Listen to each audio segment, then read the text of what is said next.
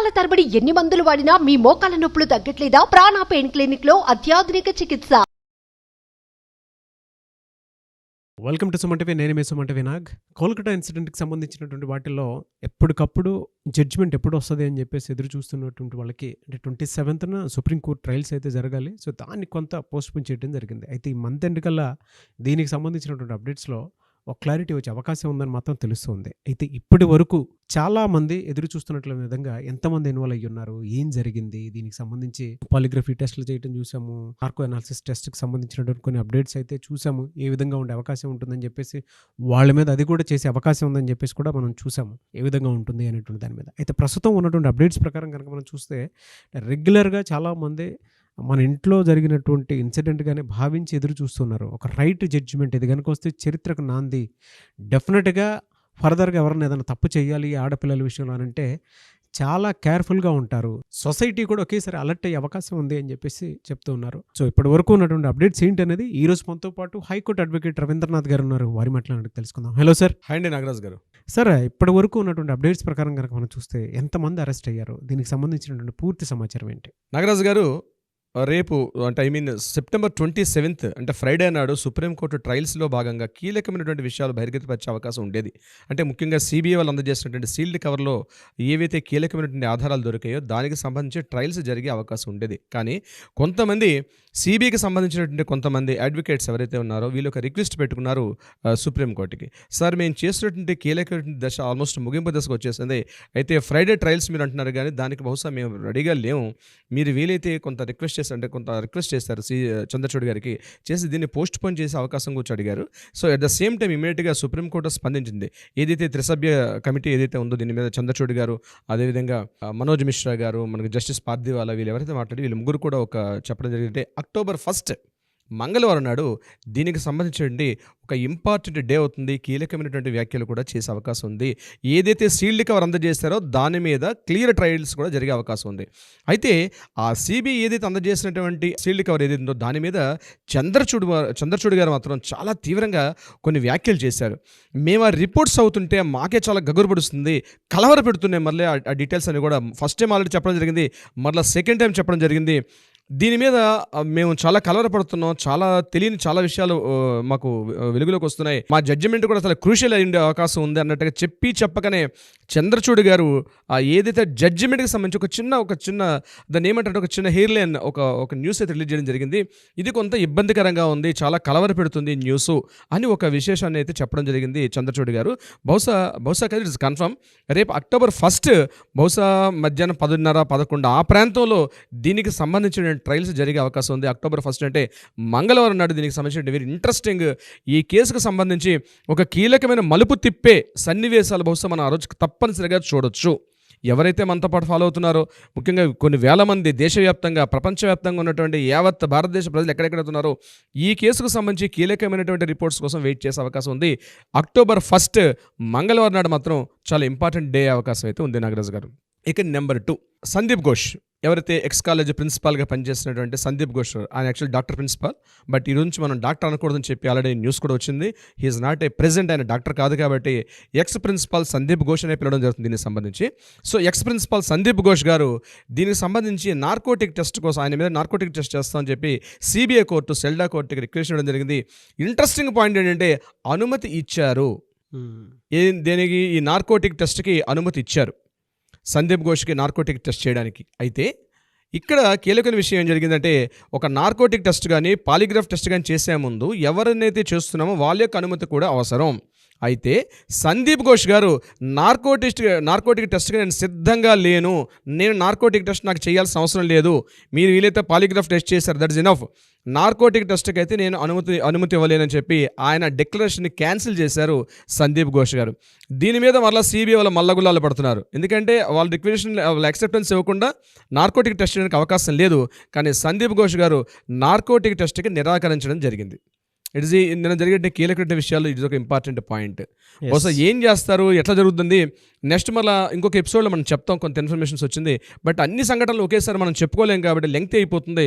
నేను short cut చేసే అవకాశం ప్రయత్నిస్తున్నాను నాగరాజ్ గారు. నార్కోటిక్ టెస్ట్ని ఆయన నాకు వద్దని చెప్పేసి డిక్లేర్ చేస్తున్నారు అని అంటే దెర్ ఇస్ సంథింగ్ హ్యాపెండ్ కనుక మనం డెఫినెట్గా నార్కోటిక్ టెస్ట్ ఆల్రెడీ ఒక డాక్టర్ ఆయనకి, సో హీ నోస్ ఎవ్రీథింగ్. ఒక రెసిడెంట్ డాక్టర్ అయినా, సో ఆయనకి నార్కోటిక్ టెస్ట్ యొక్క రిజల్ట్స్ ఎలా ఉంటాయి ఆయనకు పూర్తిగా తెలుసు కాబట్టి ఆయన రిజెక్ట్ చేస్తున్నారు దీనికి సంబంధించి. సో ఇదేదో మనం సస్పెక్ట్ చేయాల్సిన విషయమే. ఆ విషయాలు బహుశా సిబిఐ వాళ్ళు రేపు మనం అక్టోబర్ 1న జరిగిన ట్రయల్స్లో కూడా సిబిఐ వాళ్ళు దీని మీద ఏ రకమైన రిపోర్ట్ ఇస్తారు, దాని మీద చంద్రచూడ్ గారు ఏ రకంగా స్పందిస్తారనే విషయాన్ని కూడా మనం తెలుసుకునే అవకాశం ఉంటుంది దీనికి సంబంధించి నాగరాజ్ గారు. ఇదిలా ఉంటుండగా మరొక కీలక విషయం ఏంటంటే, నేను మనం చెప్పడం జరిగింది, అవిగ్డేన్ ఆల్రెడీ ఇతను కూడా డాక్టరే, ఇతని మీద కూడా కొంత కీలకమైనటువంటి ఇన్ఫర్మేషన్ రావడం, అతను తీసుకుని అరెస్ట్ చేయడం జరిగింది, అతని మీద ఇంట్రాగేషన్ జరిగింది. ఇది ఒక కట్ చేస్తే ఈ పార్ట్ని మనం అక్కడ పక్కన పెడితే ఒక ఇంపార్టెంట్, ఒక ఇంట్రెస్టింగ్ పాయింట్ నేను మీతో ఈరోజు షేర్ చేసుకునే ప్రయత్నం చేస్తాను నాగరాజ్ గారు. ముఖ్యంగా వెస్ట్ బెంగాల్లో పానీహతి అన్నటువంటి ఏదైతే ప్రాంతం ఉందో దానికి ఎమ్మెల్యేగా president Trinamool Congress party sitting ఎమ్మెల్యేగా ఉన్నటువంటి మరొక కీలకమైన వ్యక్తి, అతని పేరు నిర్మల ఘోష్. ఇతను కూడా ఘోషిస్తున్నారు మొత్తానికి మన దేశం మీద పడేలు.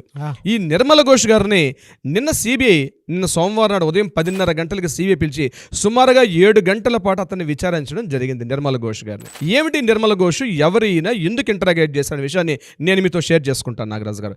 నిర్మల ఘోష్ అనే వ్యక్తి తృణమూల్ కాంగ్రెస్ పార్టీలో ప్రెసిడెంట్ సిట్టింగ్ ఎమ్మెల్యేగా ఉన్నారు. ఆల్రెడీ ఇంతకుముందు సుదీప్ తోరాయ్ అరెస్ట్ చేశారు, ఒక ఆల్రెడీ సిట్టింగ్ ఎమ్మెల్యేని. ఈరోజు ఇతను ఇంట్రాగేట్ చేశారు. బహుశా ఇతను అరెస్ట్ చేస్తారా చేయరంది ఈరోజు మనకి తెలిసే అవకాశం ఉంది. ఈ నిర్మల ఘోష్ని ఎందుకు ఇంట్రాగేట్ చేశారంటే, మెయిన్ ఎక్కడైతే ఆగస్టు 9న జరిగినటువంటి ఈ క్రిమేషన్ పార్ట్ ఎక్కడైతే ఉందో ఆ క్రిమేషన్ పార్ట్లో ఇతను తరచుగా కనిపించాడు.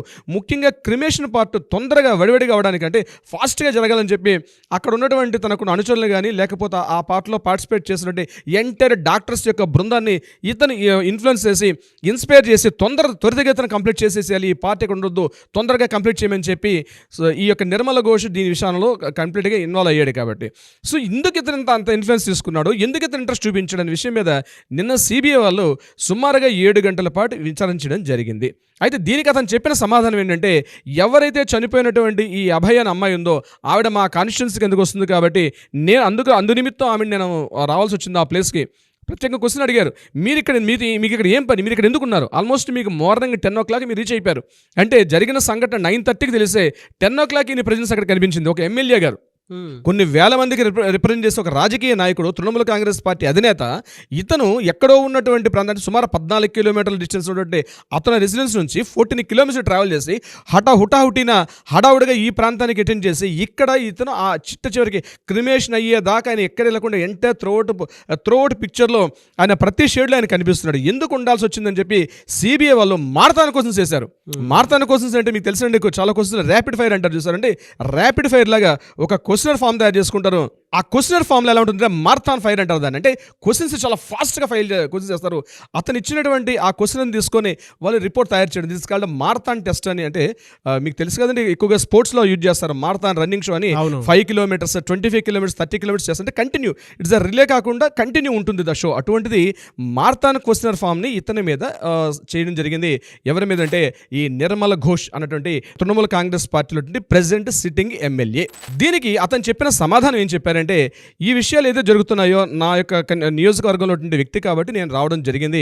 మరి ఈ పార్ట్ని ఎందుకు తొందరగా ఆ క్రిమేషన్ పార్ట్ని పూర్తి చేశారంటే ఆయన ఏం చెప్పిందంటే, ఇది ఒక విఐపి ట్రీట్మెంట్గా జరుగుతుంది. ఆల్రెడీ 2 bodies వెయిట్ చేస్తున్నాయి, క్యూ లైన్లో 1 by 1 వెళ్తుంటారు. కానీ ఆ రెండింటిని పక్కన పెట్టి అంత తొందరగా ఈ యొక్క పార్ట్ని ఎందుకు చేశారని చెప్పినప్పుడు అతను ఏంటంటే, ఆల్రెడీ ఎక్కువ యాజిటేషన్స్ అవుతున్నాయి. ఈ యాజిటేషన్స్లో కంప్లీట్గా చాలామంది ప్రొటెక్ట్ చేసే ధర్నాలు, చాలా హీట్ వేవ్ నడుస్తుంది పబ్లిక్లో ఉంది కాబట్టి నేను తొందరపడడం తప్పించి నాకు వేరే చెడు ఉద్దేశం లేదని చెప్పినట్టుగా మనకు కొన్ని ఇన్ఫర్మేషన్ తెలిసింది. అయితే దీని మీద అభయ్ యొక్క తల్లిదండ్రులు మాట్లాడుతూ ఏం చెప్తున్నారంటే, మేము ఇన్ఫార్మ్ చేసింది అక్కడ స్థానికంగా ఉన్న కౌన్సిలర్కి మేము చెప్పాను తప్పించి దీని మీద మేము ఎమ్మెల్యే గారికి ఇన్ఫార్మ్ చేయలేదు. కానీ కౌన్సిలర్ అటెండ్ కాలేదు. కానీ ఎమ్మెల్యే గారు మాత్రం మార్నింగ్ 9:30కి ఇన్సిడెంట్ ఎప్పుడైతే న్యూస్ బయటకు వచ్చిందో 10 గంటలుగా ఆయన ప్రెజెన్స్ ఉండడం, ఎంటైర్ 10 గంటల నుంచి చివరి వరకు ఎందుకున్నారంది బహుశా మాకైతే తెలియదు అని చెప్పి పేరెంట్స్ ఒక వెర్షన్ ఇమీడియట్గా మీడియా వర్గాలు అడిగిన తర్వాత వాళ్ళు చెప్పిన ఇన్ఫర్మేషన్ మ్యాటర్ ఇదనమాట. సో ఏదేమైనప్పటికీ కూడా నిర్మల ఘోష్ గారి యొక్క పాత్ర మాత్రం కొంత సస్పెక్ట్ చేసే విధానంగా ఉంది. ఆల్రెడీ సుదీప్ రాయ్ గారిని నార్త్ వెస్ట్ బెంగాల్ లాబీలో ఏదైతే కీలకమైన వ్యక్తిగా సుదీప్ రాయ్ ఆల్రెడీ ఒక సిట్టింగ్ ఎమ్మెల్యే, సోనార్పూర్ ఎమ్మెల్యేగా పనిచేస్తున్నాడు.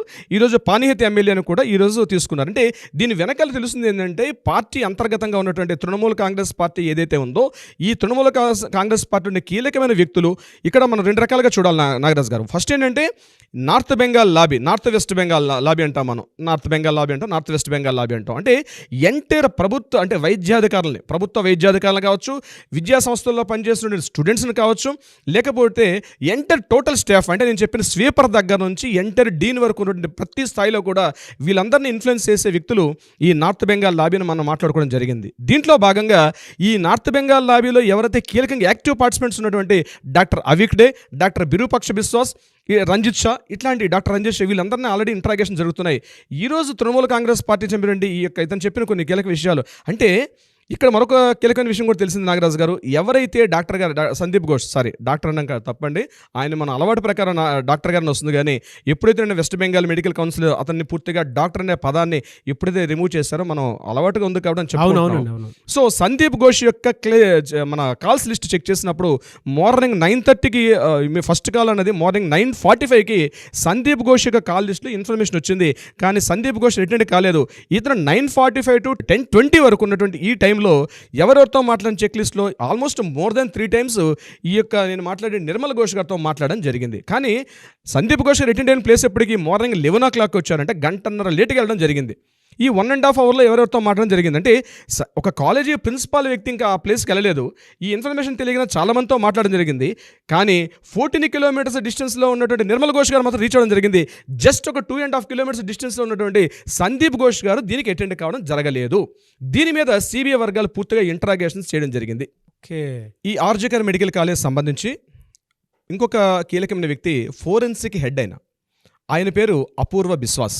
ఈ కేసుకు సంబంధించి అపూర్వ బిశ్వాస్ గారు సుమారుగా ఆగస్టు 9న ఎప్పుడైతే సంఘటన జరిగిందో అప్పటి నుంచి 17 రోజుల పాటు ఈయన తన న్యాయవాదులతో మాట్లాడుకుంటూ ఇతను అబ్స్కాండ్ అయ్యాడు. సో ఇతన్ని అపూర్వ బిశ్వాస్ని కూడా నిన్న కీలకమైన వ్యక్తిని కూడా పిలిచి ఇంట్రాగేషన్ చేయడం జరిగింది. ఎందుకంటే ఈ కేసుకు సంబంధించి ఫోరెన్సిక్ టెస్ట్ ఏదైతే ఉందో ఈ యొక్క అపూర్వ బిశ్వాస్ కీలకంగా చేయడం జరిగింది. ఇతనితో పాటు నేషనల్ మెడికల్ కాలేజ్లో ఉన్నటువంటి ప్రొఫెసర్స్, అదేవిధంగా గాంధీ మెడికల్ కాలేజ్లో ఉన్నటువంటి ప్రొఫెసర్స్, వీళ్ళ ఒక సమూహంగా అంటే వీళ్ళ ఒక గ్రూప్ ఆఫ్ ఫోరెన్సిక్ డాక్టర్స్ 11 మంది సభ్యుల బృందం ఈ యొక్క అభయకు సంబంధించిన విషయంలో పార్టిసిపేట్ చేయడం జరిగింది.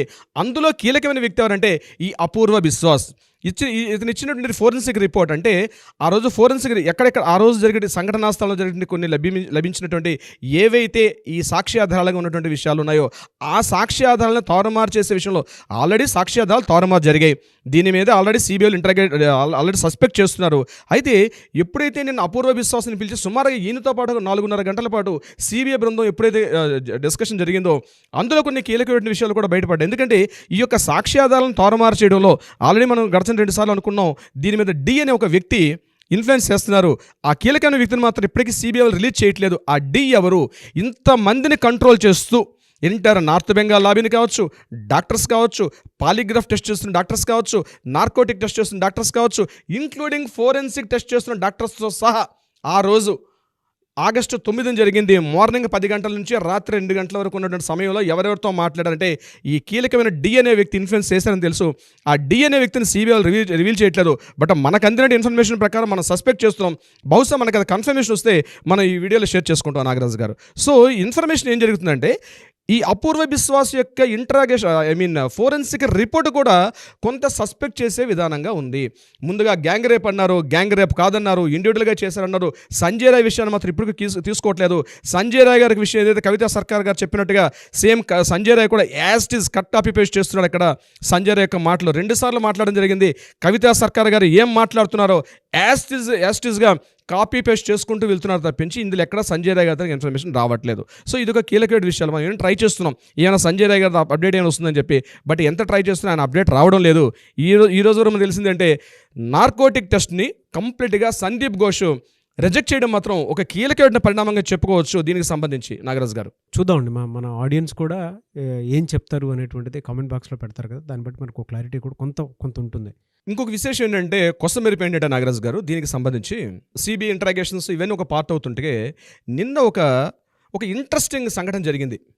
అదేమిటంటే బీజేపీ పార్టీ వాళ్ళ కార్యకర్తలు కొన్ని వేలాదిగా గుమ్ముగూడి ఆల్మోస్ట్ ఆ కలకత్తా నగరంలో ఉన్నటువంటి ప్రధానమైన పోలీస్ స్టేషన్స్ అన్నిటి మీద కూడా అందరూ కూడా ఒక రకంగా పోలీస్ స్టేషన్ దగ్గరికి వెళ్ళారు. ఎలా వెళ్ళారంటే ఇంట్రెస్టింగ్ పాయింట్ అంటే ఒక చీపురు కట్ట, ఒక ఆవు పేడ, ఆ ఎదురుగా కనిపిస్తున్న గంగా నదిలో కొంత గంగా జలాన్ని, ఈ మూడింటిని వాళ్ళ కేనల్లో పట్టుకొని ప్రతి పోలీస్ స్టేషన్కి వెళ్ళారు. ఎందుకంటే ఎవరైతే అభయ విషయంలో పోలీసులు చేస్తున్న సాక్ష్యాలను తారుమారు చేశారు. స్టేట్ పోలీసులు సంఘటన జరిగిన స్థలాన్ని అంటే ఆగస్టు 9వ తేదీ నుంచి 13వ తేదీ వరకు మనకి సిబిఐ వాళ్ళకి ఈ యొక్క కేసుని హ్యాండ్ ఓవర్ చేయలేదు. ఆ 4 రోజుల పాటు పూర్తిగా సాక్ష్యాలను ధ్వంసం చేయడంలో పోలీసులు, కలకత్తా పోలీసులు తీవ్రంగా ప్రయత్నించారు. కాబట్టి ఈ పోలీసుల్ని ప్రక్షాళన చేయాలి, పోలీసు వ్యవస్థను ప్రక్షాళన చేయాలి. పోలీస్ స్టేషన్లో మురికి పెట్టాయి, మలినం పెట్టాయి. కాబట్టి ఈ పోలీస్ స్టేషన్లు పూర్తిగా మేము దాన్ని మలినాన్ని క్లియర్ చేయడం కోసం గంగా నదితో అంటే గంగా జలాన్ని, అదేవిధంగా ఆవు పేడని దీన్ని తీసుకెళ్ళి మేము శుభ్రం చేస్తామని టోటల్ కొన్ని వేల మంది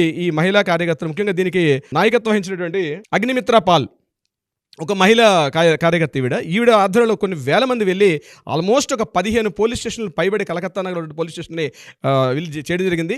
కొన్ని పోలీస్ స్టేషన్లకు ప్రవేశించారు. ఆ పోలీస్ స్టేషన్ని ఒకవైపు చీపుర కట్టతోటి, ఆవు పేడతోటి అలికి గంగా జలాలతోటి శుభ్రం చేయడం అయితే జరిగింది. Very interesting point. మీరు చెప్పిన దాంట్లో ఏదైనా సరే అండి, అక్కడ న్యాయం జరిగే అవకాశం ఉంది అని చెప్పడంలో ఏమాత్రం సందేహం లేదు. అట్ ది సేమ్ టైం చాలామంది రెస్పాండ్ అవుతున్నటువంటి విధానం ఒక్కొక్క మంచి కోసం, ఒక్కొక్క రైట్ జడ్జిమెంట్ కోసం అని చెప్పేసి చూస్తూ ఉన్నారు. అందుకే చాలా సరికొత్తగా వాళ్ళ నిరసనని మాత్రం వాళ్ళు వ్యక్తపరుస్తూ ఉన్నారు. ఇక్కడ పార్టీలతో సంబంధం లేకుండా చూడాల్సినటువంటి అంశం ఇది. మన ఇంట్లో జరిగినటువంటి అంటే మన ఆడపిల్లకి జరిగినటువంటి బాధ్యతగా భావించాలి. అలాగే జస్టిస్ కోసం మనతో పాటు చూసినటువంటి మన ఆడియన్స్ కూడా ఉన్నారు. ఏదేమైనా we want justice, we demand justice. Anyways thank you so much Ravindranath garu. Thank you so much Nagaraj గారు.